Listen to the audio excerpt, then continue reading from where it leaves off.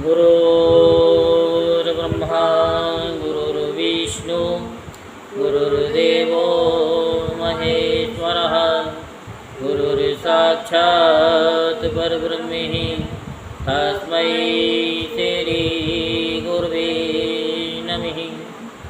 ॐ गजाननं भूतगणाधिसेवितं कपितजम्बुफलचारुभक्षणम् उमासुतं शोकविनाशकारिकं नमामि विघ्नेश्वरपादपङ्कजं। सच्चिदानन्दरूपाय विश्वोत्पत्त्यादिहेतवे तापत्रे विनाशाय श्रीकृष्णाय वयं नमः। बोल वृंदावन बिहारी लाल की जय, बोल बांके बिहारी लाल की जय।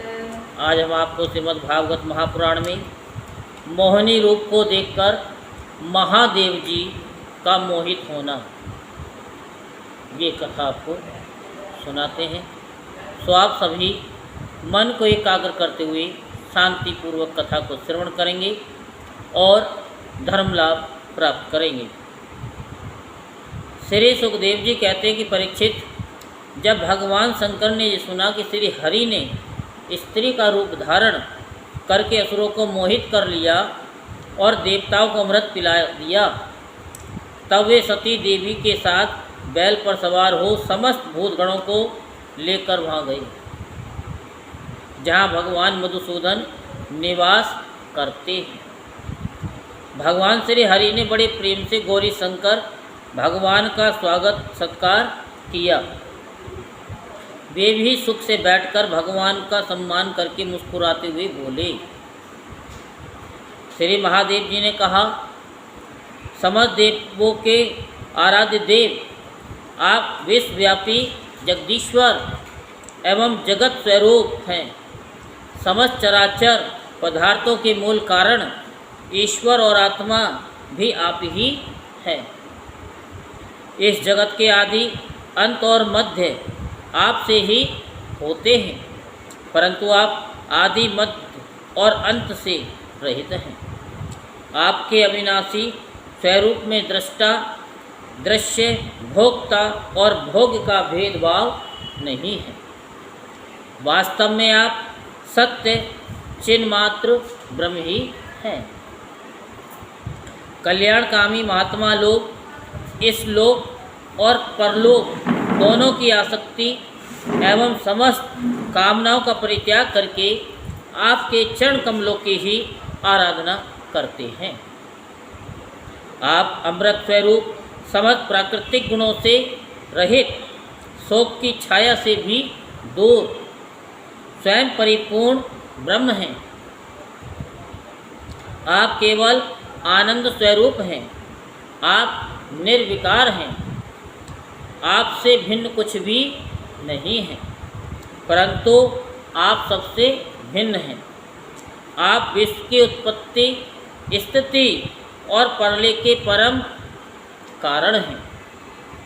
आप समस्त जीवों के शुभाशुभ कर्म का फल देने वाले स्वामी हैं, परंतु ये बात भी जीवों की अपेक्षा से ही कही जाती है। वास्तव में आप सबकी अपेक्षा से रहित अनपेक्ष हैं। स्वामी, कार्य और कारण, द्वैत और अद्वैत जो कुछ है वह सब एकमात्र आप ही हैं। ठीक वैसे ही जैसे आभूषणों के रूप में स्थित स्वर्ण और मूल स्वर्ण में कोई अंतर नहीं है, दोनों ही वस्तु हैं। लोगों ने आपके वास्तविक स्वरूप को न जानने के कारण आप में नाना प्रकार के भेदभाव और विकल्पों की कल्पना कर रखी है। यही कारण है कि आप में किसी प्रकार की उपाधि न होने पर भी गुणों को लेकर भेद की प्रतीति होती है। प्रभु कोई कोई आपको ब्रह्म समझते हैं तो दूसरे आपको धर्म कहकर वर्णन करते हैं। इसी प्रकार कोई आपको प्रकृति और पुरुष से भी परे परमेश्वर मानते हैं। तो कोई विमला उत्कर्षणी ज्ञाना क्रिया योगा सत्या ईशना और अनुग्रह इन 9 शक्तियों से युक्त परम पुरुष तथा दूसरे कलेश कर्म आदि के बंधन से रहित पूर्वजों के भी पूर्वज अविनाशी पुरुष विशेष के रूप में मानते हैं। प्रभु में ब्रह्मा और मरीचि आदि ऋषि जो सत्गुण की सृष्टि के अंतर्गत हैं, जब आपकी बनाई हुई सृष्टि का भी रहस्य नहीं जान पाते, तब आपको तो जान ही कैसे सकते हैं। फिर जिनका चित्त माया ने अपने बस में कर रखा है और जो सर्वदा रजोगुणी और तमोगुणी कर्मों में लगे रहते हैं, वे असुर और मनुष्य आदि जो भला जानेंगे ही क्या। प्रभु आप सर्वात्मक एवं ज्ञान स्वरूप हैं, इसीलिए वायु के समान आकाश में अदृश्य रहकर भी आप संपूर्ण चराचर जगत में सदा सर्वदा विद्यमान रहते हैं तथा इसकी चेष्टा स्थिति जन्म नाश प्राणियों के कर्म एवं संसार के बंधन मोक्ष सभी को जानते हैं। प्रभु आप जब गुणों को स्वीकार करके लीला करने के लिए बहुत से अवतार ग्रहण करते हैं, तब मैं उनका दर्शन करता ही हूँ। अब मैं आपके उस अवतार का भी दर्शन करना चाहता हूँ जो आपने स्त्री रूप में ग्रहण किया था, जिससे दैत्यों को मोहित करके आपने देवताओं को अमृत पिलाया। स्वामी, उसी को देखने के लिए हम सब आए हैं। हमारे मन में उसके दर्शन का बड़ा कौतूहल है। श्री सुखदेव जी कहते हैं, जब भगवान शंकर ने विष्णु भगवान से ये प्रार्थना की, तब वे गंभीर भाव से हंसकर शंकर जी से बोले। श्री विष्णु भगवान ने कहा कि शंकर जी, उस समय अमृत का कलश दैत्यों के हाथ में चला गया था, अतः देवताओं का काम बनाने के लिए और दैत्यों का मन एक नए कौतूहल की ओर खींच लेने के लिए ही मैंने वह स्त्री रूप धारण किया था। देव शिरोमणि, आप उसे देखना चाहते हैं, इसलिए मैं आपको वह रूप दिखाऊंगा, परंतु वह रूप तो कामी पुरुषों का ही आदरणीय है, क्योंकि वह काम भाव को उत्तेजित करने वाला है। श्री सुखदेव जी कहते हैं, इस तरह कहते कहते विष्णु भगवान वहीं अंतर्ध्यान हो गए और भगवान शंकर सती देवी के साथ चारों ओर दृष्टि दौड़ाते हुए वहीं बैठे रहे।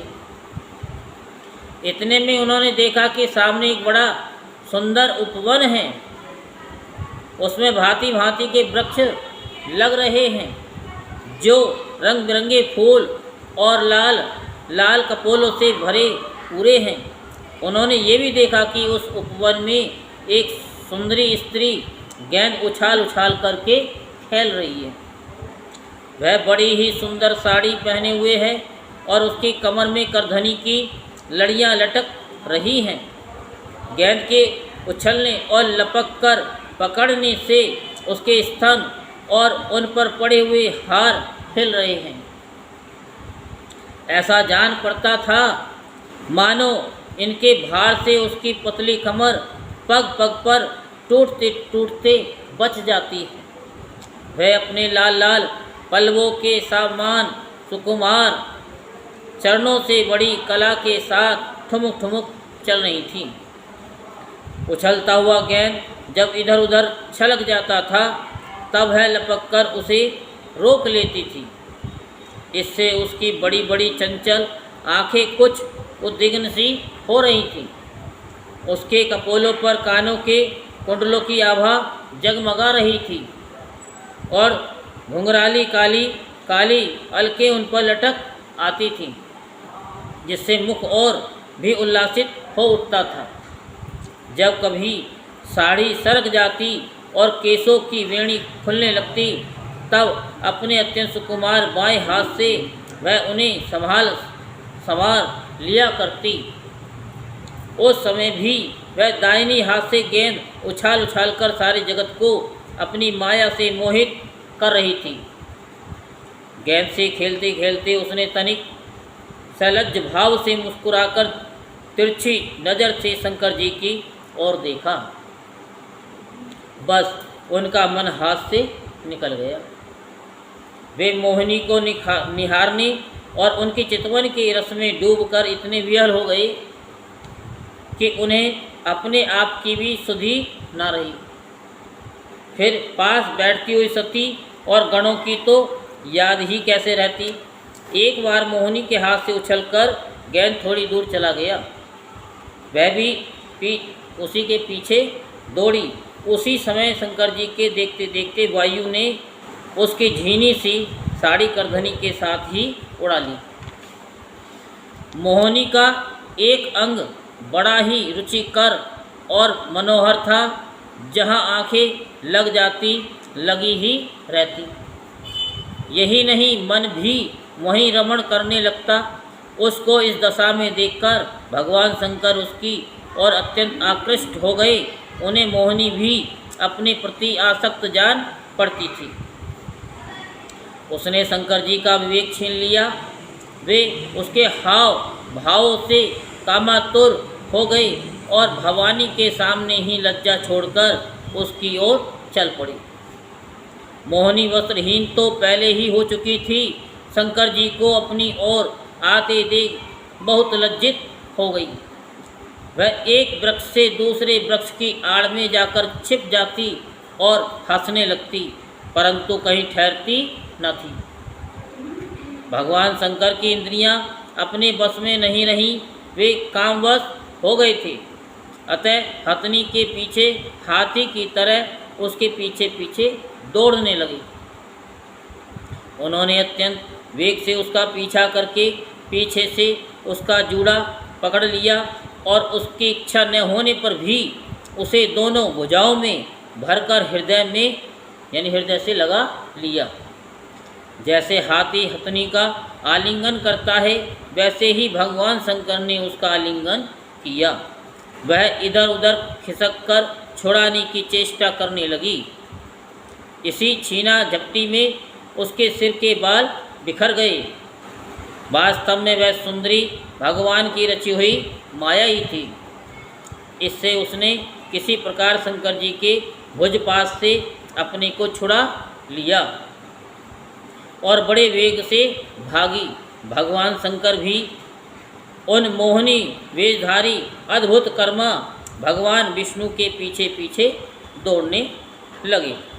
उस समय ऐसा जान पड़ता था मानो उनके शत्रु कामदेव ने इस समय उन पर विजय प्राप्त कर ली है। कामुक हथनी के पीछे दौड़ने वाले मदोन्मत्त हाथी के समान वे मोहिनी के पीछे पीछे दौड़ रहे थे।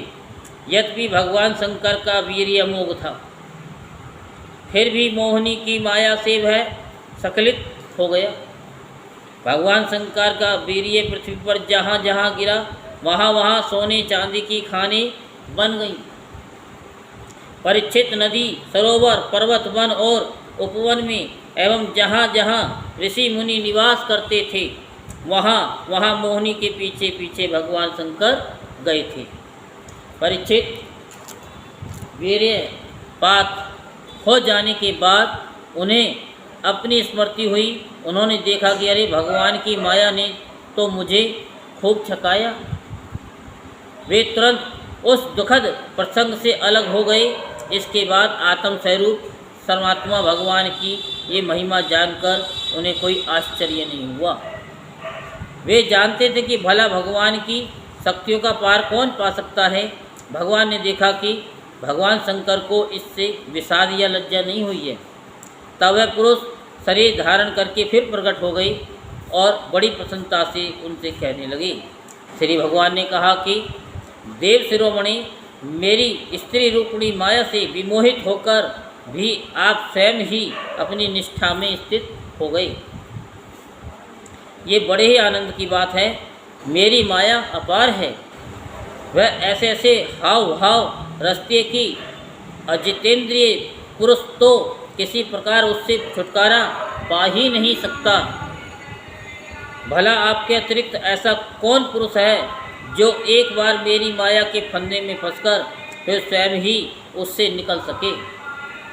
यद्यपि मेरी यह गुणमयी माया बड़ों बड़ों को मोहित कर देती है, फिर भी अब ये आपको कभी मोहित नहीं करेगी, क्योंकि सृष्टि आदि के लिए समय पर उसे शोभित करने वाला काल मैं ही हूँ। इसलिए मेरी इच्छा के विपरीत वह रजोगुण आदि की सृष्टि नहीं कर सकती।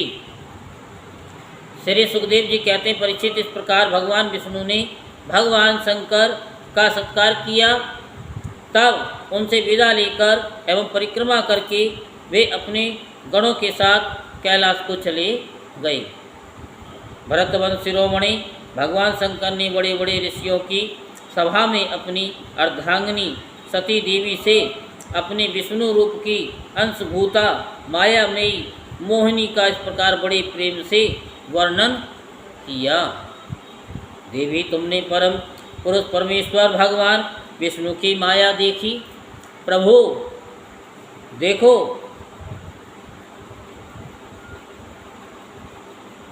यूँ तो मैं समस्त कला कौशल विद्या आदि का स्वामी और स्वतंत्र हूँ, फिर भी उस माया से विवश होकर मोहित हो जाता हूँ। फिर दूसरे जीव तो परतंत्र हैं ही, अतः वह मोहित हो जाएं, इसमें कहना ही क्या है। जब मैं 1000 वर्ष की समाधि से उठा था, तब तुमने मेरे पास आकर पूछा था कि तुम किसकी उपासना करते हो। वे यही साक्षात सनातन पुरुष हैं।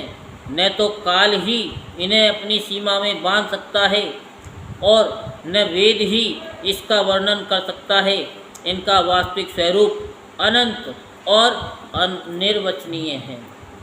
श्री सुखदेव जी कहते हैं, प्रिय परीक्षित, मैंने विष्णु भगवान की यह ऐश्वर्यपूर्ण लीला तुमको सुनाई, जिसमें समुद्र मंथन के समय अपनी पीठ पर मंदराचल धारण करने वाले भगवान का वर्णन है।